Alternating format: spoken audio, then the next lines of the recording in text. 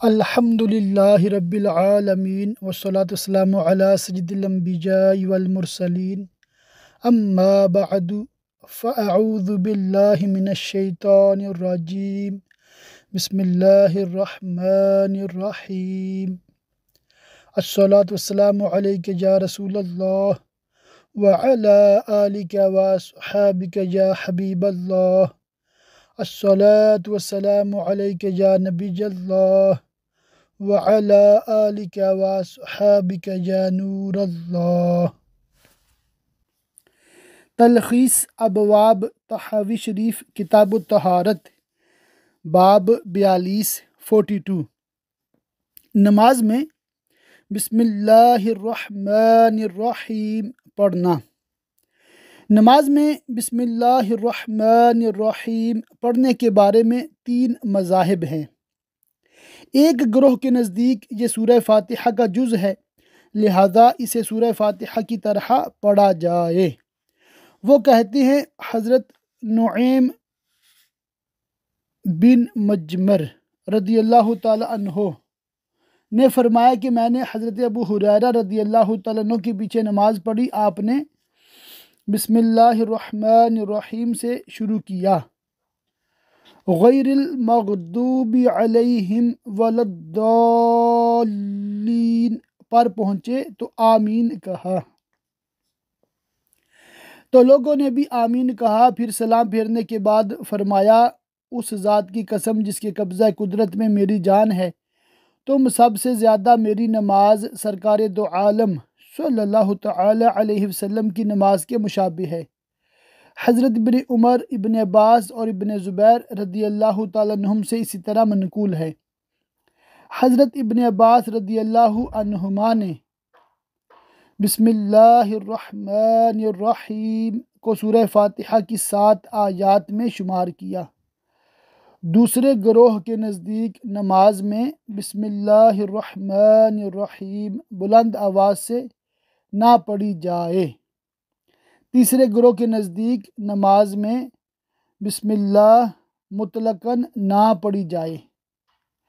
یہ دونوں گروہ پہلے گروہ کے خلاف حضرت ابو ہریرہ رضی اللہ عنہ کی روایت سے استدلال کرتے ہیں کہ سرکار دو عالم صلی اللہ علیہ وسلم دوسری رکعت کے لیے کھڑے ہوئے تو الحمدللہ رب العالمین سے شروع کرتے اور خاموشی بھی اختیار نہ کرتے۔ امام طحاوی رحمہ اللہ فرماتے ہیں، اگر بسم اللہ سورہ فاتحہ کا جز ہوتی تو آپ دوسری رکعت میں فاتحہ کی طرح اسے بھی پڑھتے، تو یہ حدیث سند کی استقامت اور صحت کے اعتبار سے نعیم بن مجمر کی روایت سے اولا ہے۔ متواتر روایات سے ثابت ہے کہ رسول اکرم صلی اللہ تعالی علیہ وسلم، حضرت صدیق اکبر، حضرت فاروق اور حضرت عثمان رضی اللہ عنہم نماز میں بسم اللہ بلند آواز سے نہیں پڑھتے تھے۔ حضرت عبداللہ بن مغفل رضی اللہ عنہ نے اپنے صاحبزادے کو بسم اللہ بلند آواز سے پڑھتے دیکھا تو فرمایا، بیٹے یہ بدعت ہے، اس سے بچو۔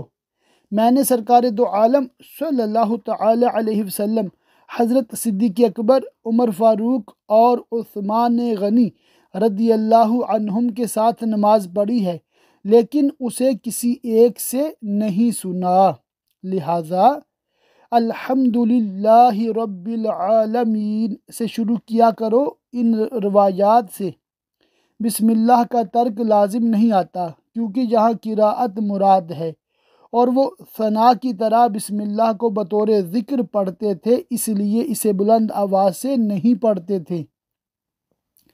حضرت ابو وائل رضی اللہ عنہ فرماتے ہیں، حضرت عمر فاروق اور علی المرتضیٰ رضی اللہ عنہما بسم اللہ، اعوذ باللہ اور آمین بلند آواز سے نہیں پڑھتے تھے۔ تو جب سرکار